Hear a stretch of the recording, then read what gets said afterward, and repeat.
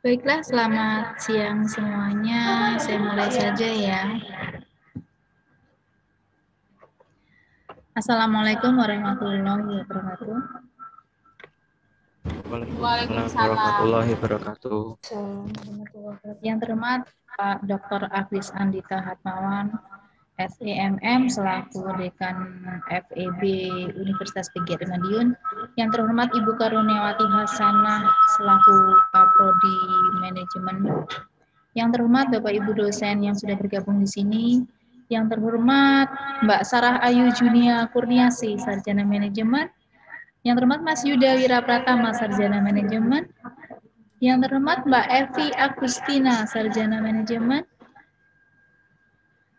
Terima kasih kita sudah bisa berkumpul di sini dalam acara FGG Prodi Manajemen untuk redesign kurikulum yang akan kita laksanakan. Sengaja kita kumpulkan di sini sebagai alumni ya, jadi dari beberapa instansi seperti Mas Yuda dari Pemda, kemudian Mbak Sarah dari Inka, dan satu lagi Mbak Evi dari perbankan. Itu mana Mbak Evi? Untuk mempersingkat waktu, kita mulai saja. Hari ini sebagai moderator adalah Ibu Putri Oktovitasari. Waktu dan tempat dipersilakan. Baik, terima kasih atas waktunya Bu Apri. Assalamualaikum warahmatullahi wabarakatuh. Yang terhormat Pak Agris Andita Hatmawan dan juga Bu Karuniawati Hasanah, serta Bapak Ibu dosen yang saya hormati, kemudian teman-teman alumni yang berbahagia. Alhamdulillah kita bisa bertemu dalam forum fokus group discussion. Kita hari ini sharing session. Saya berasa di kelas ini Bu Apri jadinya, karena ketemu sama muka-muka mereka yang dulunya saya sempat ngajar. Ada Mbak Sarah, ada Mas Yuda, ada Mbak Ririn. Apa kabar Mbak-mbak, Mas-mas semuanya, sehat? Alhamdulillah sehat. Alhamdulillah sehat. Jadi pada siang hari ini saya ingin meminta teman-teman untuk memberikan masukan dan juga saran serta pendapat terkait dengan mata kuliah apa yang sekiranya dulu teman-teman dapatkan di bangku kuliah, kemudian bisa diterapkan pada saat teman-teman di dunia pekerjaan saat ini. Nah, sekedar informasi, acara ini dilaksanakan sebagai program kami, kebetulan prodi kalian dulunya mendapatkan program hibah dari pemerintah, sehingga kita harus melakukan redesign kurikulum berbasis MBKM. Jadi silakan saya meminta masukannya. Untuk yang pertama, Mas Yuda. Monggo Mas Yuda. Sehat ya Mas? Alhamdulillah. Sudah berapa tahun bekerja ini? Kebetulan saya baru 5 bulan karena saya baru masuk itu Januari 2021 kemarin. Wah, seru kan? Seru ya sekarang ya? PNS ya Mas Yuda ya? Insya Allah masih CPNS ini, belum PNS. Oh, masih C karena ya, kemarin baru sidang kemarin, belum pengumuman. Bismillah. Baik Mas Yuda, mungkin bisa memberikan masukan dan pendapat kira-kira mata kuliah apa yang dulunya bisa diterapkan di dunia kerja saat ini.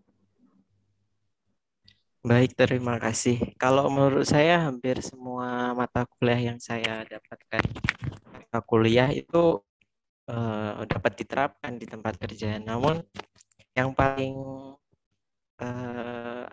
paling banyak saya gunakan untuk saat ini itu mulai dari manajemen organisasi, manajemen keuangan, sama akuntansi terutama. Kebetulan kan saya di penanaman modal, jadi untuk keuangan itu sangat penting, sehingga saya bisa menerapkan dengan baik terkait mata kuliah tersebut.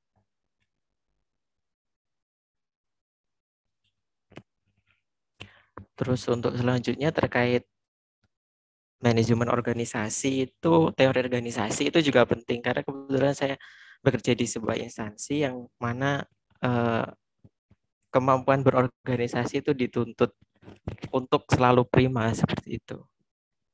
Menurut saya itu saja sih.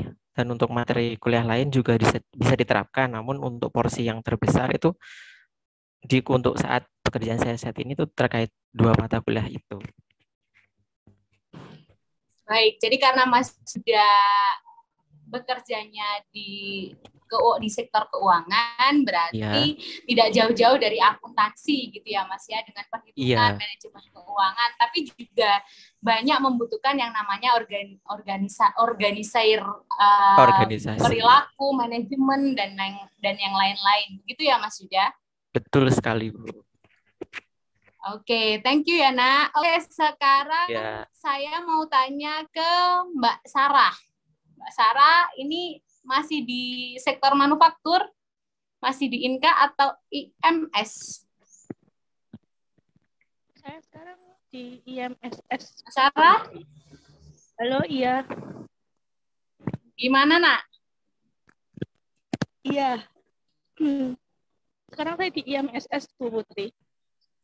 Oh, di IMSS. Kira-kira apa dulunya yang diajarkan Bu Aan atau Pak Prima atau Pak Aglis dan yang lain-lain yang mengena yang saat ini bisa digunakan atau diterapkan pada saat jenengan bekerja? Kalau saat ini sih hampir semua bisa diterapkan, digunakan, apalagi bagaimana caranya harus berbicara di depan banyak orang, memberikan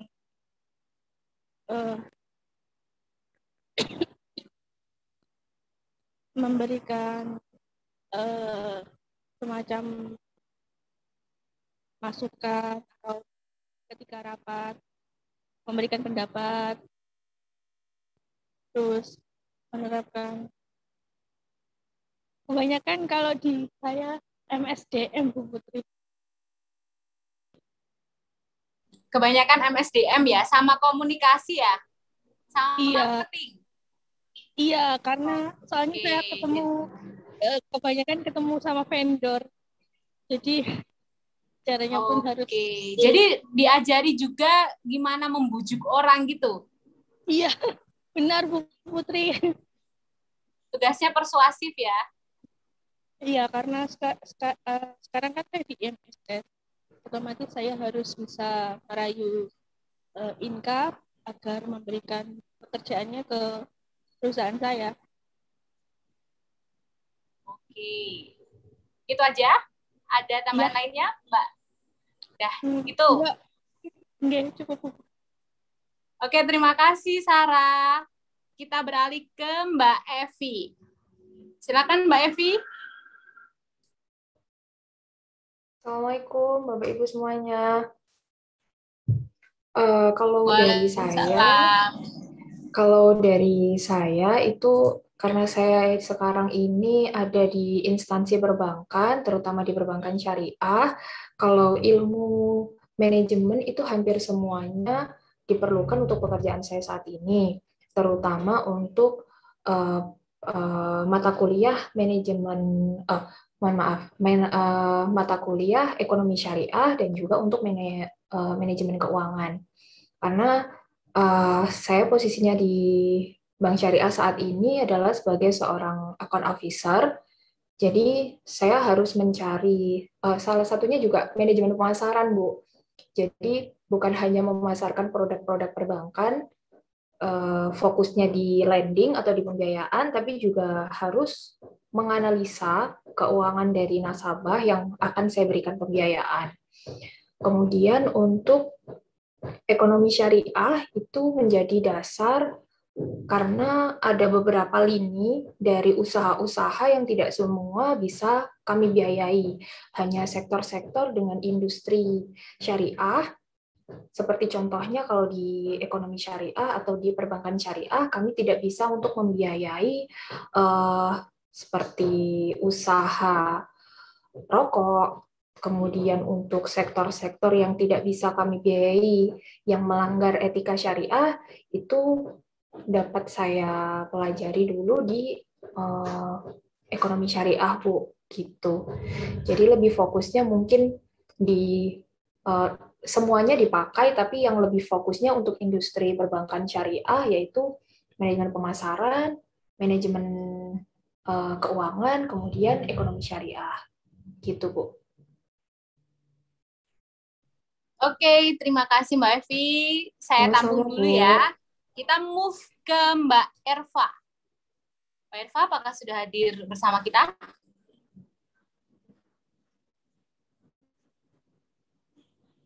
Siap, Putri? Oh iya, Mbak Erva. Ini Mas ya, nggak bisa mendadak Oh mengabari. Mas, sorry, Ya, maaf dari Bu, BRI Mas. ada tugas mendadak ya, Ervandianto. Mohon maaf. Mas Erva, mohon maaf. Belum bisa bergabung, Putri? Oh, belum ya Bu ya? Di kantor Oke, iya, Mas ada Rendra. tugas mendadak. Mas Mas Rendra Rendra juga belum. Belum. Oke, jadi kita punya 4 tamu hari ini ya Bu Apri ya. Ada Mbak Sarah, Mas Yuda, Mbak Ririn, dan Mbak Evi. Baik, kemudian saya lanjutkan ke sesi pertanyaan atau sesi diskusi selanjutnya terkait dengan kira-kira apakah yang sudah teman-teman dapatkan pada saat kuliah tersebut itu sudah sesuai dengan yang teman-teman harapkan. Jadi dalam artian di sini sebenarnya ini saya ngambil manajemen itu harapannya saya itu dapat komunikasi, mata kuliah khusus tentang komunikasi, atau mata kuliah khusus tentang networking, atau dan sebagainya. Saya mulai minta pendapatnya dari Mas Yuda lagi. Mas Yuda, silakan Mas Yuda, karena laki-laki sendiri di sini. Ya, terima kasih Bu Putri. Ya, terima kasih Bu Putri. Menurut saya, apa yang saya pelajari itu sudah sesuai dengan harapan saya. Terutama ketika saya masuk manajemen itu, saya berpikir untuk melanjutkan pengetahuan saya, terutama di bidang manajemen keuangan sebenarnya. Tapi kebetulan untuk di manajemen kita sendiri kan belum terkonsentrasi seperti itu. Kan soalnya ada manajemen keuangan, pemasaran dan sebagainya. Kebetulan kita masih manajemennya umum, jadi semua kita pelajari. Dan menurut saya itu justru bagus menurut saya karena saya dapat mengetahui ilmu-ilmu manajemen dalam berbagai bidang dan semuanya intinya saya dapatkan seperti itu. Jadi bagi saya ilmu selama kuliah ini sudah sesuai dengan harapan-harapan yang saya inginkan ketika saya masuk ke jurusan manajemen. Seperti itu, Bu. Oke. Jadi dulu pas masanya Mas Yuda belum konsentrasi ya? Kalau kita belum. Alhamdulillah mulai kapan itu ya Bu An? Konsentrasi ya? Sudah ada 4 konsentrasi sebenarnya, tapi minatnya yang berminat hanya 3 konsentrasi. Jadi kalau sekarang sudah terkonsentrasi begitu Mas Yuda.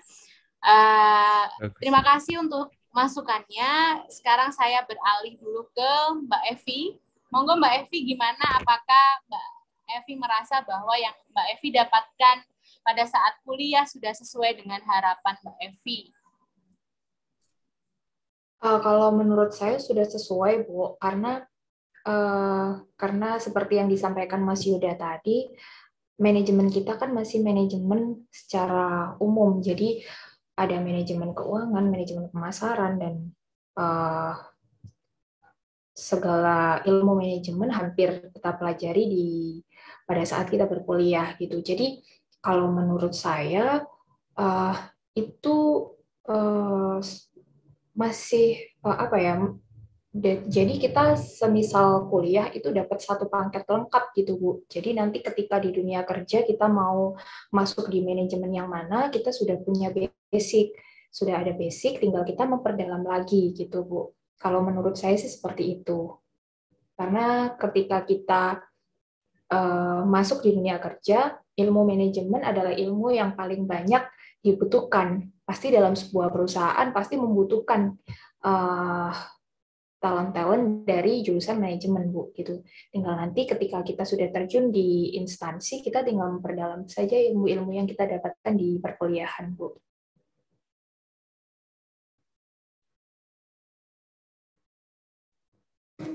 Baik. Terima kasih Mbak Evi. Sama-sama, Bu.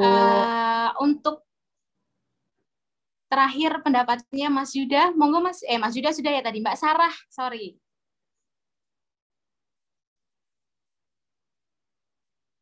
Mbak Sarah, apa kira-kira insight-nya yang bisa diperoleh pada saat Anda kuliah, terus kemudian apakah sesuai dengan harapan Mbak Sarah?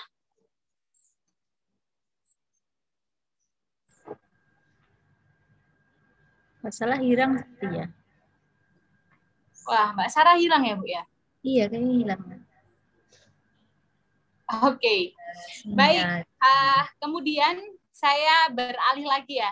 Jadi pada intinya memang itu sudah apa yang diberikan oleh prodi manajemen itu sudah sesuai dengan yang seharusnya output yang didapatkan mereka. Jadi ilmu tentang manajemen, manajemen organisasi, keuangan, akuntansi, komunikasi, ekonomi syariah, manajemen pemasaran. Nah, kemudian pertanyaan selanjutnya yang berhubungan dengan MBKM. Kalau teman-teman di sini ketahui bahwasannya MBKM itu kan Merdeka Belajar, di mana adik-adik kalian pada nantinya itu harus boleh melakukan pertukaran keilmuan. Jadi misalkan dari manajemen bisa ngambil mata kuliah lain di kampus lain dengan bidang ilmu yang berbeda dari manajemen. Nah, yang ingin saya tanyakan, menurut Mbak Evi sama Mas Yuda, kira-kira mata kuliah apa yang seharusnya ditambahkan agar ada link and match-nya antara manajemen dan bidang ilmu lainnya itu bisa menghasilkan sesuatu yang dapat digunakan untuk menghadapi kondisi saat ini. Gimana Mbak Evi sama Mas Yuda? Mau Mbak Evi dulu atau Mas Yuda dulu?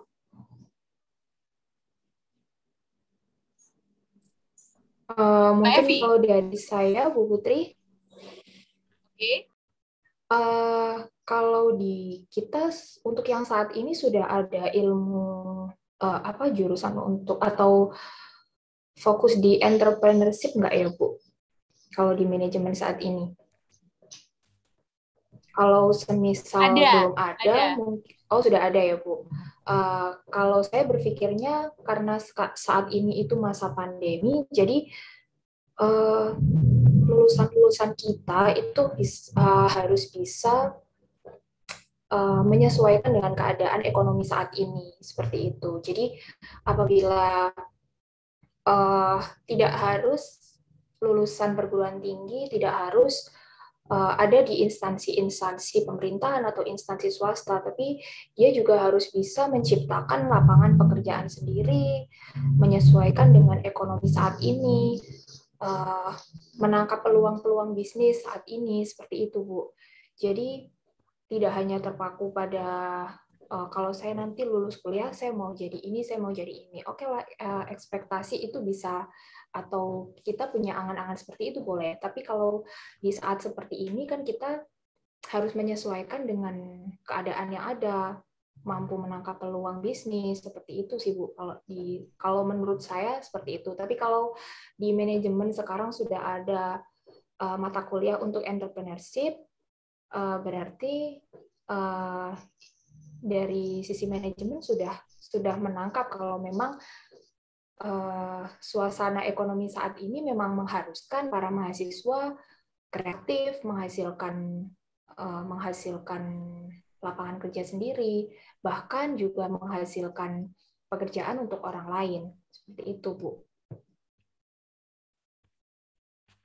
Baik, jadi pada intinya kita harus mandiri ya. Mau kita Iya. lulusan apa, yang namanya jiwa entrepreneurial itu harus ada. Atau biasanya dikenal dengan Iya. istilah entrepreneurship, keilmuannya ya. Iya. Iya, Bu. Oke, thank you Mbak Evi. Sama-sama, Kemudian kita move Bu. ke Mas Yuda. Kita jadi kayak talk show ini karena pesertanya di luar dugaan. Harusnya ada 6, ini cuma ada 2. Jadi silakan Mas Yuda. Iya, terima kasih Bu Putri. Saya hanya sedikit menambahkan. Kebetulan saya sependapat dengan Mbak Evi. Cuma di sini saya berpendapat seperti ini untuk menindaklanjuti materi yang sudah ada itu untuk menghadapi perkembangan saat ini di mana sekarang kan eranya era digital. Alangkah baiknya jika ada substansi mata kuliah tambahan untuk kewirausahaan itu seperti digital marketing. Jadi lulusan itu selain diajari tentang kewirausahaan juga diajari mengenai proses pemasaran. Sekarang kan pemasaran digital itu merupakan hal yang cukup tren untuk saat ini mengingat perkembangan teknologi yang semakin tinggi. Jadi tapi masih banyak yang belum mengetahui bagaimana cara mempraktekkan marketing digital itu secara baik dan benar. Jadi mungkin untuk memaksimalkan terkait dengan manajemen pemasaran, kewirausahaan, mungkin ada tambahan terkait marketing digital atau apa ya istilahnya saat ini. Intinya untuk menambah pengetahuan terkait entrepreneur juga pemasaran itu harus secara digital gitu. Menurut saya seperti itu. Jadi digital marketing itu menurut saya juga penting untuk dipelajari oleh mahasiswa saat ini. Mungkin itu saja Bu kalau menurut saya.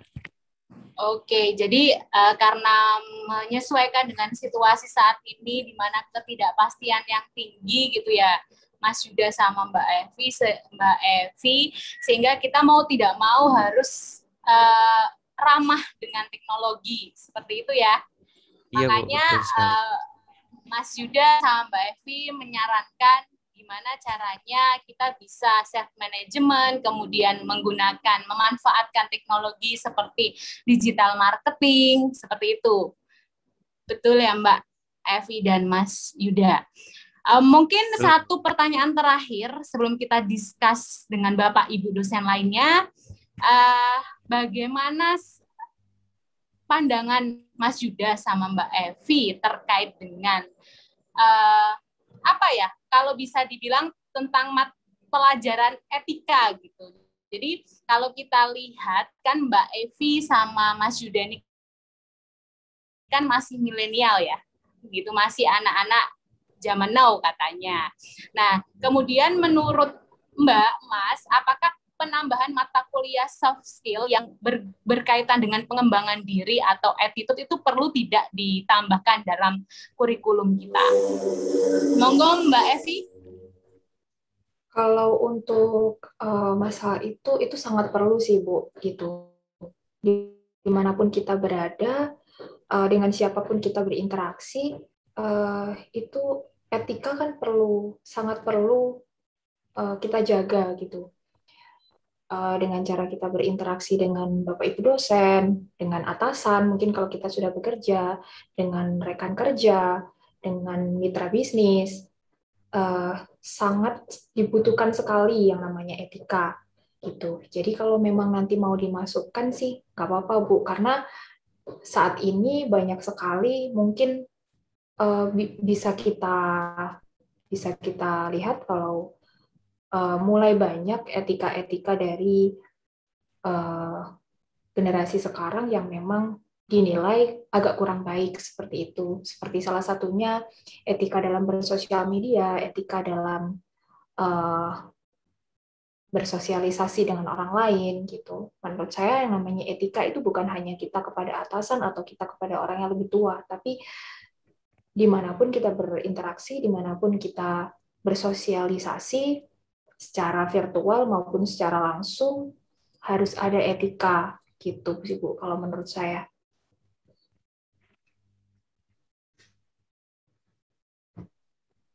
Baik, karena memang etika itu krusial ya. Dimanapun mau kita tatap muka atau kita tatap layar gitu, itu harus tetap ada manner ya bahasanya, Bu Ayu gitu ya, Bu Ayu ya. Bu Ayu katanya kalau mengajarkan itu kita tuh harus punya manner seperti itu. Baik, Mas Yuda gimana pendapatnya? Saya untuk poin etika ini saya sependapat dengan penjelasan Mbak Evi sebenarnya.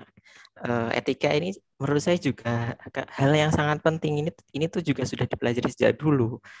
Karena etika atau attitude kan sebenarnya menjadi kesan pertama yang dilihat orang lain ketika bertemu dengan kita.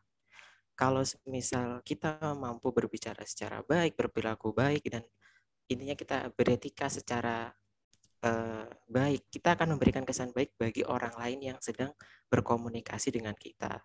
Terutama ini sangat penting untuk diterapkan ketika kita berhubungan langsung, misalnya kita bekerja di lapangan atau bertemu langsung dengan klien atau stakeholder. Etika itu kan menjadi hal yang sangat penting untuk diterapkan. Karena kesan yang baik itu pasti akan mendapatkan timbal balik yang baik. Menurut saya seperti itu. Jadi sangat bagus sekali apabila soft skill seperti etika ini ditambahkan dalam kurikulum saat ini seperti itu. Mungkin itu saja pendapat saya. Siap. Terima kasih Mas Yuda dan Mbak Evi. Pada intinya kalau kita mempelajari tentang manajemen itu kan seni ya. Jadi ketika kita berhadapan dengan orang, apalagi yang kita hadapi itu berbeda-beda, bagaimana kita mengelola hal tersebut. Makanya di manajemen itu juga diajarkan bagaimana kepemimpinan, kemudian bagaimana mengorganisir orang, dan yang lain sebagainya. Baik, Bapak Ibu dosen yang saya hormati, mungkin ada pertanyaan untuk kedua alumni kita yang saya yakin ada beberapa Bapak dosen di sini juga mengajar beliau-beliau ini. Saya pribadi sebagai dosen cukup bangga sekali sudah melihat anak-anak kita bisa bekerja dengan baik dan juga mendapatkan ilmu dari yang kita pelajari pada saat bersama begitu. Monggo Bapak Ibu kalau ada pertanyaan. Ini Bapak Ibu juga sebagai siapa ini? Pak Prima. Oke, iya Bu. Monggo Pak Prima. Saya ingin bertanya kepada alumni kita ya, Yuda, Mas Yuda dan Mbak Evi. Pertanyaan saya singkat saja. Dan mungkin bisa dijawab dengan jawaban yang singkat saja. Gini, Mas Yuda dan Mbak Evi ini kan sudah bekerja ya. Menurut kalian, karena saya pernah membaca itu yang namanya sukses kerja itu cuma 20% itu kan dari hard skill. Sisanya 80%-nya itu dari soft skill seperti leadership, teamwork dan lain sebagainya. Menurut kalian yang saat ini kalian sudah bekerja sebagai lulusan dari U5, apakah betul faktor terbesar yang mempengaruhi kesuksesan kalian di organisasi kalian kerja itu lebih dominan ke soft skill-nya daripada hard skill-nya? Itu saja.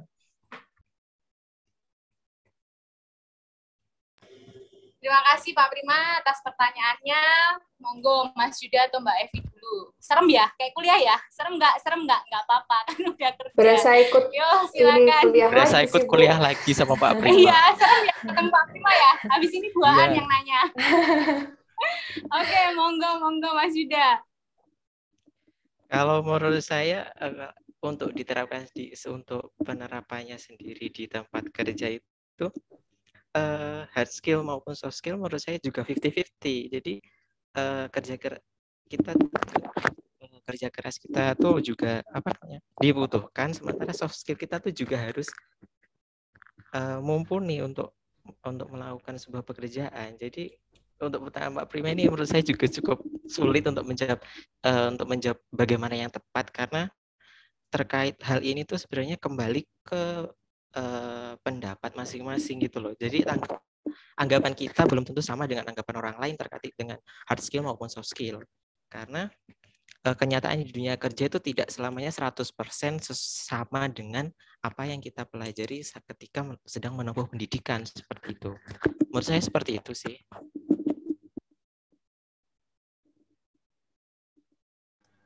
Bentar Bu Putri, ini ada Mas Rendra. Baru bisa join. Gimana Bu Apri?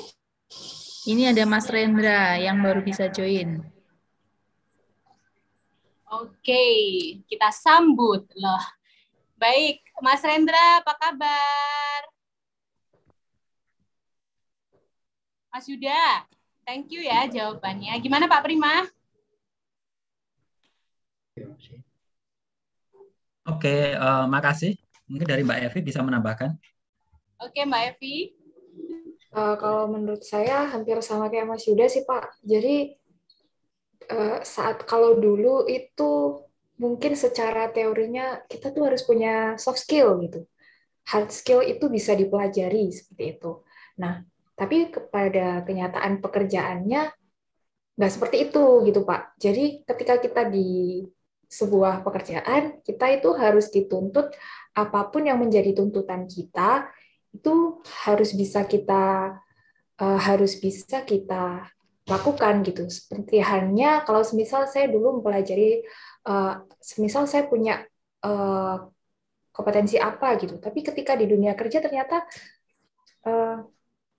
saya harus mempelajari kompetensi yang lain gitu. Nah, pada saat itu juga memang dituntut saya harus bisa semuanya gitu. Misal seperti itu, Pak. Jadi mungkin di dunia kerja saat ini itu harus menyesuaikan dengan keadaan yang ada sih, Pak gitu. Tapi menurut saya kalau kita punya soft skill dan hard skill itu menjadi poin tambah ketika kita nanti masuk di sebuah instansi atau di dunia kerja gitu Pak. Oke, makasih Mbak Evi jawabannya. Terima Sama, kasih Bu Pak. Putri. Oke, jadi pada intinya Prodi sebisa mungkin atau Bapak Ibu dosen juga memberikan cara perkuliahan yang adjustable gitu kan dengan kondisi yang terjadi saat ini. Karena memang kalau kita membicarakan tentang manajemen itu keilmuan yang sangat fleksibel sesuai dengan waktu seperti itu. Jadi kadang kita sudah harus beradaptasi dengan bagaimana era digital, kemudian sekarang sudah digital industri. Nah, jadi moving-nya sangat cepat kalau kita membicarakan tentang keilmuan manajemen. Gimana Bu Apri, apakah Mas Rendra sudah masuk? Hilang Sepertinya lagi saya kan cek itu kok. Mas Hendra. Iya, Mas Hendra hilang Ada. lagi. Tadi sempat join sebentar, terus kok hilang. Baik, karena waktu kita juga tidak panjang, satu pertanyaan lagi mungkin dari Bapak Ibu dosen. Atau mungkin saran juga dan masukan Bapak Ibu dosen terkait apa sebenarnya yang harus kita pelajari kalau kita bicara tentang MBKM ya Bapak Ibu sebagai alumni. Jadi bukan sebagai pengajar tapi sebagai kita alumni manajemen seperti itu. Bu Aan?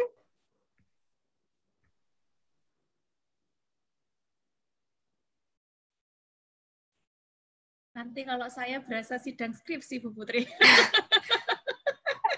Iya ya Bu ya, jiper ya Bu ya. Iya, saya dari tadi ya, Bu, diam.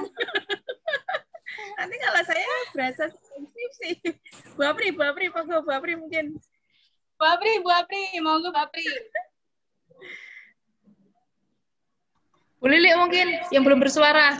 Anak-anak mau reuni dengar suaranya Bu Lili. Saya masih coba hubungi Mbak Riri dan Mas Rendra ini, barangkali masih bisa. Monggo Bu Lili. Bu Lili, apakah ada tambahan? Terkait, ya terima kasih Bu Putri. Terkait itu ya, terkait mata kuliah misalnya apabila saya jadi mahasiswa alumni, kita gitu, kan alumni. sebagai ya alumni juga manajemen kan Bu. Kira-kira apa sih yang seharusnya kita tuh dapatkan selain ilmu-ilmu manajemen Bu? Kalau menurut saya, kalau saya sih lebih ke ini ya, apa namanya, kalau saya kan konsentrasi saya keuangan. Jadi mungkin yang ada kaitannya dengan apa namanya, mata kuliah keuangan yang sekarang lagi apa namanya, yang lagi tren atau apa namanya, yang bisa mengikuti perkembangan zaman ya. Seperti syariah itu sudah ada, tapi mungkin perlu diperdalam lagi. Terus kemudian manajemen yang ada kaitannya dengan mungkin praktek terkait dengan keuangan mungkin perlu diperdalam lagi kalau menurut saya. Atau mungkin SKS-nya perlu ditambah. Jadi tidak hanya sebagai pengantar, tetapi sebagai istilahnya mata kuliah pokok juga, karena di prodi kita kan ada konsentrasi manajemen keuangan ya. Jadi mungkin lebih difokuskan ke bobotnya ya. Bobotnya mungkin lebih diperdalam lagi kalau menurut saya sih. Itu saja. Terus kemudian tadi yang saya tambahkan dari lulusan yang batch 1 tadi terkait dengan manajemen risiko itu juga sangat penting menurut saya. Jadi tidak hanya pengantar juga, ya kan. Jadi mungkin kalau menurut saya sebenarnya fokusnya itu lebih ke bobot ya, atau jumlah SKS-nya mungkin lebih ditambah kalau menurut saya. Itu saja sih. Terima kasih Bu Putri. Oke, terima kasih Bu Lili atas tanggapannya. Baik, apakah Bapak Ibu dosen ada lagi yang ingin bertanya? Kalau tidak, berarti saya mencoba untuk merangkum. Jadi mungkin dari Bu Lili tadi yang namanya perkembangan itu kan pasti ada. Terus kemudian juga kita lebih ke praktek ya Bu Lili. Misalkan karena sekarang tuh keuangan bahasnya tentang Bitcoin dan yang lain-lain, itu bisa dijadikan review dosen nantinya kalau mengajar sebagai bahan tambahan mata kuliah seperti itu. Kemudian dari Mas Yuda tadi sebenarnya penting yang namanya soft skill dan hard skill. Walaupun itu sebenarnya juga sudah prodi manajemen juga sudah memberikan. Pastinya Bapak Ibu dosen ketika mengajar sistemnya pun juga pasti 50-50 antara soft skill dan hard skill. Contohnya kalau tentang kepemimpinan, pasti Bapak Ibu dosen juga menyuruh memberikan studi kasus untuk kalian bisa berpikir kritis atau critical thinking sebagai bagian dari problem solving seperti itu. Jadi mungkin kita hanya menambahkan saja bawaan terkait dengan kurikulum kita. Kalau kita sudah tahu bahwa argumennya para alumni ini juga sudah sesuai dengan yang semestinya kita berikan seperti itu. Jadi kita nanti tinggal upgrade saja. Terima kasih Mbak Evi, Mas Yuda atas waktunya. Semoga di lain kesempatan kita bisa bertemu untuk diskus lebih lanjut tentang kemajuan prodi.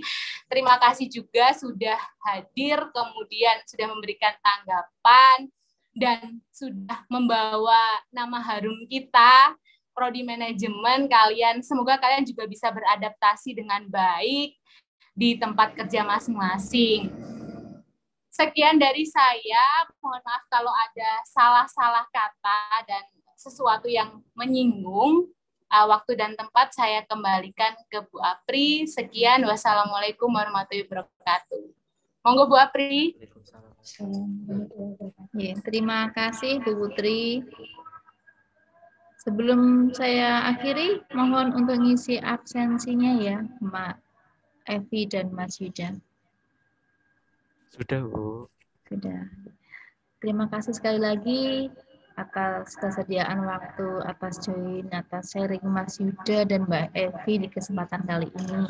Seharusnya memang ada, kita berenam ya, mengundang 6 alumni, tapi ternyata tadi Mbak Sarah sinyalnya susah, kemudian Mas Ervan tadi mendadak ada tugas dari kantor, kemudian Mas Rendra juga masih meeting, sedangkan Mbak Ririn tadi belum bisa dihubungi lagi. Padahal kemarin sudah semangat sekali untuk mengikuti acara ini. Baiklah, tidak apa-apa. Mungkin lain waktu kita bisa dipertemukan lagi di kesempatan lain. Sekali lagi terima kasih atas waktunya. Selamat siang. Kami dari panitia mohon maaf bila ada kekurangan yang tidak berkenan di Mbak Evi dan Mas Yuda. Terima kasih. Selamat siang. Wassalamualaikum warahmatullahi wabarakatuh. Waalaikumsalam warahmatullahi wabarakatuh. Waalaikumsalam Terima kasih ya, Yuda, warahmatullahi Mbak Evi. wabarakatuh. Terima kasih Mas Sama-sama Yuda. Bu Mbak Aan, Evi. Bapak Ya, Ibu dosen. terima kasih banyak. Sehat selalu. Terima kasih. Makasih ya. Amin, amin, ya. Izin live, Bu. Ya. Ya.